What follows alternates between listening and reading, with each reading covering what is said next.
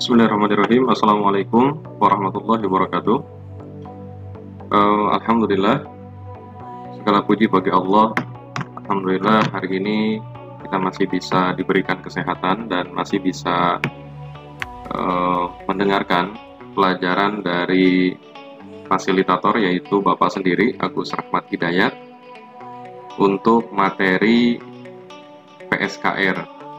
PSKR itu apa? PSKR itu adalah pemeliharaan sasis kendaraan ringan. Kalau dulu disebutnya PSPTKR ya, pemeliharaan sasis, pemindah tenaga, dan kendaraan ringan, karena digabung dengan powertrain atau pemindah tenaga. Untuk kelas 12, materi kita hari ini adalah materi tentang pemeliharaan sistem kopling. Nah, kopling itu apa? Kopling itu adalah bagian dari powertrain. Powertrain itu apa? Powertrain itu adalah sistem pemindah tenaga.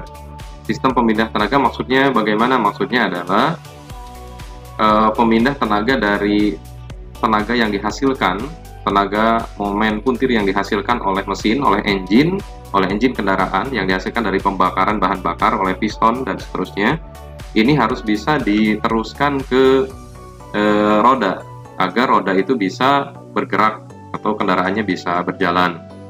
Maka perlu adanya powertrain atau bagian-bagian dari sistem pemindah tenaga. Nah, powertrain ini salah satunya adalah, diantaranya adalah kopling.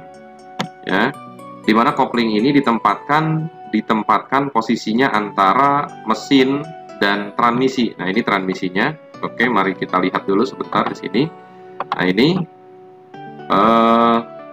kalau kita lihat di sini, ini adalah bagian engine ya, sedangkan roda yang akan diputarkan ini adalah roda bagian belakang. Nah, roda bagian belakang ini disebutnya tipe FR, front engine rear drive.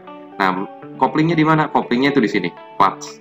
Ini kopling, ini unit koplingnya. Unit kopling dipasang di antara mesin dengan transmisi. Jadi kalau ditanya di mana posisi kopling, kopling adalah posisinya di antara mesin dan transmisi.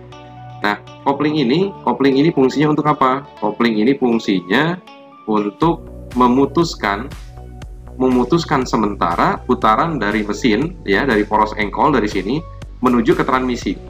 Jadi fungsi dari kopling sekali lagi adalah untuk memutuskan sementara. Jadi ingat ya, ini hanya sementara saja. Jadi pekerjaannya yang paling banyak dia adalah menghubungkan, yaitu menghubungkan putaran mesin dari poros engkol terus ke gigi gendeng atau flywheel baru ke transmisi. Nah, sedangkan ketika posisi pedal ini diinjak, posisi pedal kopling diinjak, ketika pengendara akan memasukkan gear transmisi, maka kopling ini akan bekerja dengan cara bagaimana? Dengan cara melepaskan putaran dari mesin ke transmisi, gitu ya. Nah, ini posisinya adalah di antara mesin dengan transmisi, itu posisi kopling. Oke, sekali lagi, jadi fungsi kopling itu adalah untuk memutuskan sementara putaran dari mesin ke transmisi. Sedangkan ketika pedal ini pedalnya tidak diinjak, maka kopling dia akan ikut berputar dengan flywheel dan transmisi pun juga ikut berputar.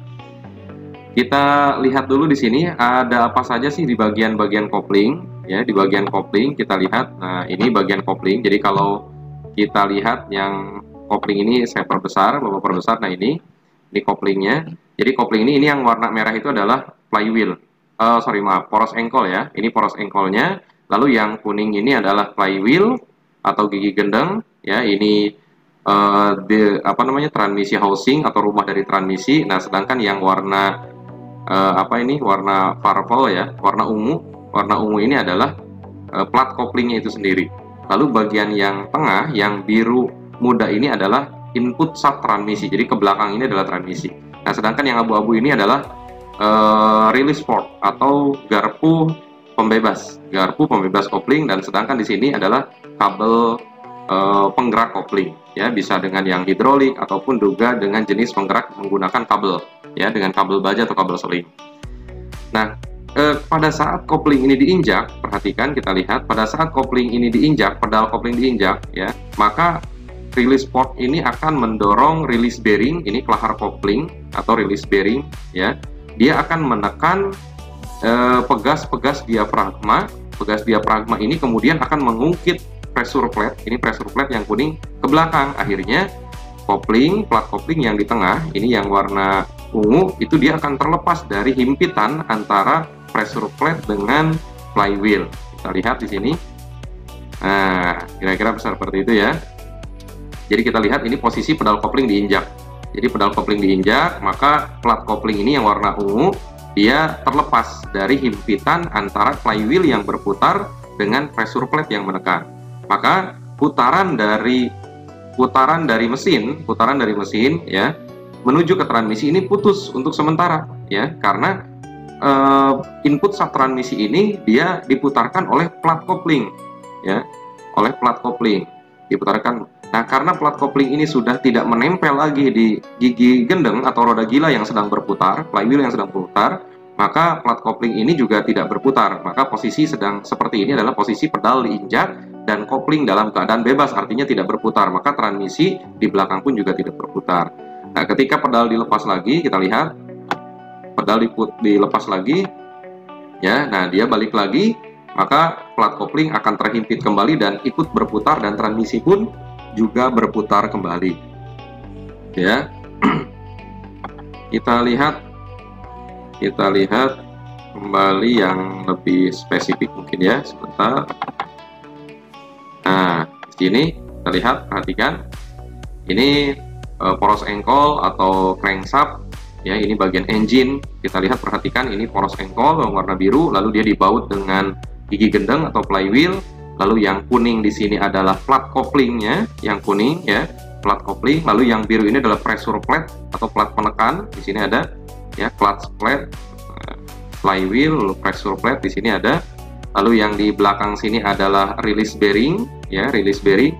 Lalu yang di belakangnya lagi ini adalah release port atau garpu pemindah, dan ini pedal kopling atau clutch pedal.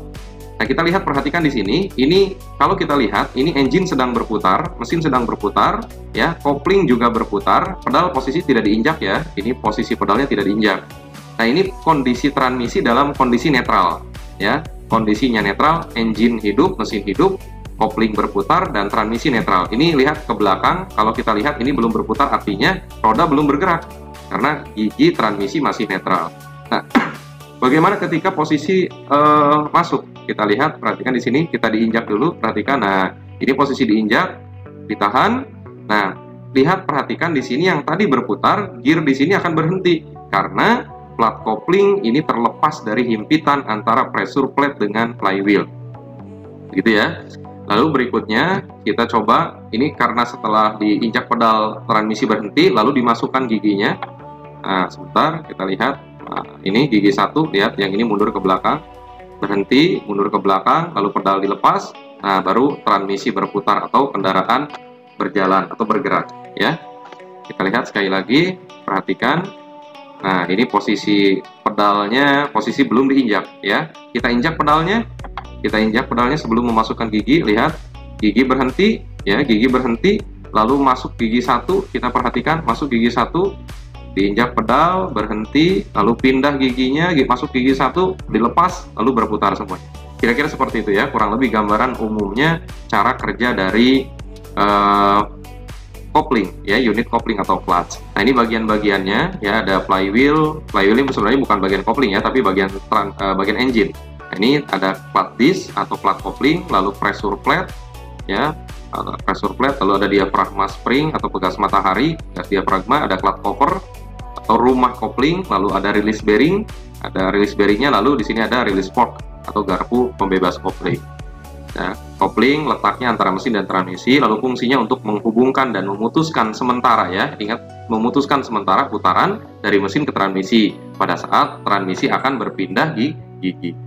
Lalu syarat-syarat kopling terus apa saja? Yang pertama, dapat menghubungkan putaran mesin ke transmisi dengan lembut, jadi tidak boleh kasar.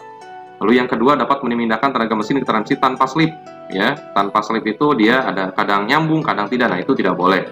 Nah, biasanya kalau kopling sudah tipis atau ada oli dan lain sebagainya, dia jadi licin ya, ini slip. Lalu yang berikutnya, dapat memutuskan hubungan dengan cepat dan sempurna. Jadi tidak boleh lama ya, karena kita nginjak pedal kopling itu cepat. Baik anak-anakku sekalian, mungkin waktunya karena sudah hampir 10 menit ya, sudah hampir 10 menit, Bapak sudahi saja dulu. Nanti kita lanjut lagi di pertemuan berikutnya. Ini baru pertemuan pertama ya, pertemuan pertama untuk di sistem kopling. Sampai di sini, mudah-mudahan sehat selalu semuanya. Wassalamualaikum.